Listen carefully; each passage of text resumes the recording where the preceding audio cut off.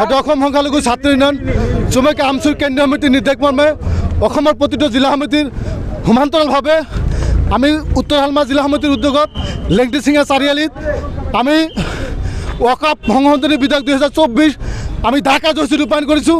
আমি এইকাৰণে ঢাকা কাৰ্যসূচী ৰূপায়ণ কৰিছোঁ যে আমাৰ পূৰ্বৰ মহম্মদ ঘড়ীৰ দিনত 1185 চনত এই আইনখনৰ তেতিয়া নোহোৱাৰ আগতে আমাৰ পূৰ্বপুৰুষসকলে ভূমি দান কৰিছিল।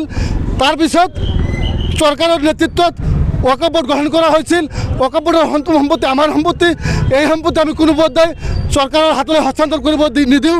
গতিকে চৰকাৰক আমি দাবী উত্থাপন কৰিছোঁ, অনতিপলমে এই ওয়াকাফ বিল বাতিল কৰিব লাগে, অন্যথা অসম সংখ্যালঘু ছাত্ৰ ইউনিয়ন চুমুক আমচুৰ উদ্যোগত আমি ভয়ংকৰভাৱে আন্দোলন আমি গঢ়ি তুলিম। আৰু অহা এই মাহৰ 9 তাৰিখত আমি গুৱাহাটী সন্মিলনত আমি তীব্ৰতৰ প্ৰতিবাদ সাব্যস্ত কৰিম। আমি চৰকাৰক দাবী উত্থাপন কৰিছোঁ, বিজেপি চৰকাৰখন দাবী উত্থাপন কৰিছে যে অনতিপলমে ওয়াকাফৰ সম্পত্তিৰ ওপৰত হস্তক্ষেপ কৰিব দিয়া নহ'ব, অনতিপলমে বিলখন বাতিল কৰিবলৈ আমি কেন্দ্ৰীয় তথা ৰাজ্য চৰকাৰক আহ্বান জনাইছোঁ। অন্যথা অসম সংখ্যালঘু ছাত্ৰ ইউনিয়ন আমচুৰ কেতিয়াও হাত সাৱটি বহি নাথাকে। অসম সংখ্যালঘু ছাত্ৰ ইউনিয়ন আমচুৰ কেন্দ্ৰীয় সমিতিৰ নিৰ্দেশমৰ্মে গোটেই অসম জুৰি গোটেই ৰাজ্যৰ জুৰি যি প্ৰতিবাদ সাব্যস্ত কৰিব দিছিলে তাৰ লগত সংগতি ৰাখি আজি আমি অসম সংখ্যালঘু ছাত্ৰ ইউনিয়ন আমচুৰ উত্তৰ হালমা জিলা মহতীয় লেংটিচিঙা চাৰিআলিত আমি এই যি সংশোধনী বিল আছে সেই বিল আমি পঢ়িছোঁ, দায় কৰিছোঁ। আৰু ইয়াৰ পৰা এটা বস্তু আমি দাবী উত্থাপন কৰিছোঁ, এই বিল যদি মানি নলয় আমি হয় আমি তেজ দিম, কিন্তু আমি এই বিল কোনোপধ্যে মানি নলওঁ। আৰু ইয়াৰ পৰা এটা বস্তু সমগ্ৰ অসমবাসী ৰাইজক বা ভাৰতবৰ্ষীয় ৰাইজক ক'ব বিচাৰিছোঁ যে আমাৰ যি 9 তাৰিখে যি গুৱাহাটীত জনসমাৱেশ আছে, সেই জনসমাৱেশ সমগ্ৰ ৰাইজক আমি সহযোগ কৰিবলৈ অনুৰোধ জনাইছোঁ। আৰু এটা বস্তু মনত ৰাখিব যে এইটো কোনো কাৰো সম্পত্তি নহয়, যিয়ে আপোনাৰ এই ওয়াকাফ বিল যিটো হয়তো চৰকাৰে কৰিব বিচাৰিছে সেইটো আমি কোনোপধ্যে মানি নলওঁ। হয় আমি তেজ দিম, হয় আমি মৰি যাম, কিন্তু আমি কোনোপধ্যে এইটো মানি নলওঁ। আৰু এটা বস্তু মনত ৰাখিব, এইটো কিন্তু আমাৰ সংখ্যালঘুৰ সম্পত্তি হয়, এই সংখ্যালঘুৰ সম্পত্তি কোনোপধ্যে আমি বিজেপি চৰকাৰক হস্তক্ষেপ কৰিব নিদিওঁ। হয় আমি মৰি যাম, এক হাত মৰি যাম, কিন্তু আমি কোনোপধ্যে এই বিজেপি চৰকাৰক এইটো আমি ল'বলৈ নিদিওঁ।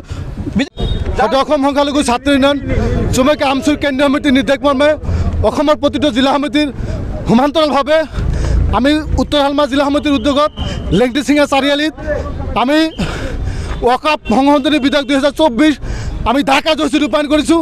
আমি এইকাৰণে ঢাকা কাৰ্যসূচী ৰূপায়ণ কৰিছোঁ যে আমাৰ পূৰ্বৰ মহম্মদ ঘড়ীৰ দিনত 1185 চনত এই আইনখনৰ তেতিয়া নোহোৱাৰ আগতে আমাৰ পূৰ্বপুৰুষসকলে ভূমি দান কৰিছিল। তাৰপিছত চৰকাৰৰ নেতৃত্বত ওয়াকাফ বোৰ্ড গঠন কৰা হৈছিল। ওয়াকাফ বোৰ্ডৰ সম্পত্তি আমাৰ সম্পত্তি, এই সম্পত্তি আমি কোনো পৰ্যায় চৰকাৰৰ হাতলৈ হস্তান্তৰ কৰিব নিদিওঁ। গতিকে চৰকাৰক আমি দাবী উত্থাপন কৰিছোঁ, অনতিপলমে এই ওয়াকাফ বিল বাতিল কৰিব লাগে, অন্যথা অসম সংখ্যালঘু ছাত্ৰ ইউনিয়ন চুমুক আমচুৰ উদ্যোগত আমি ভয়ংকৰভাৱে আন্দোলন আমি গঢ়ি তুলিম।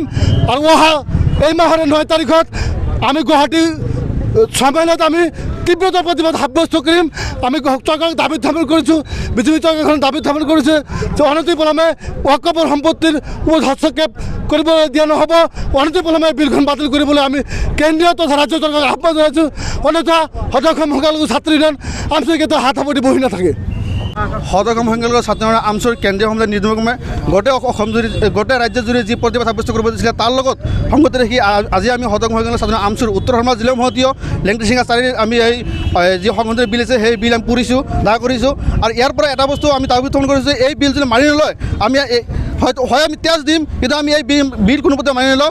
আৰু ইয়াৰ পৰা এটা বস্তু সমগ্ৰ অসমবাসী ৰাইজক বা ভাৰতবৰ্ষীয় ৰাইজক ক'ব বিচাৰিছোঁ যে আমাৰ যি 9 তাৰিখে যি গুৱাহাটীত জনসমাৱেশ আছে, সেই জনসমাৱেশ সমগ্ৰ ৰাইজক আমি সহযোগ কৰিবলৈ অনুৰোধ জনাইছোঁ। আৰু এটা বস্তু মনত ৰাখিব যে এইটো কোনো কাৰো সম্পত্তি নহয়, যিয়ে আপোনাৰ এই ওয়াকাফ বিল যিটো হয়তো চৰকাৰে কৰিব বিচাৰিছে সেইটো আমি কোনোপধ্যে মানি নলওঁ। হয় আমি তেজ দিম, হয় আমি মৰি যাম, কিন্তু আমি কোনোপধ্যে এইটো মানি নলওঁ। আৰু এটা বস্তু মনত ৰাখিব, এইটো কিন্তু আমাৰ সংখ্যালঘুৰ সম্পত্তি হয়, এই সংখ্যালঘুৰ সম্পত্তি কোনোপধ্যে আমি বিজেপি চৰকাৰক হস্তক্ষেপ কৰিব নিদিওঁ। হয় আমি মৰি যাম, এক হাত মৰি যাম, কিন্তু আমি কোনোপধ্যে এই বিজেপি চৰকাৰক এইটো আমি ল'বলৈ নিদিওঁ।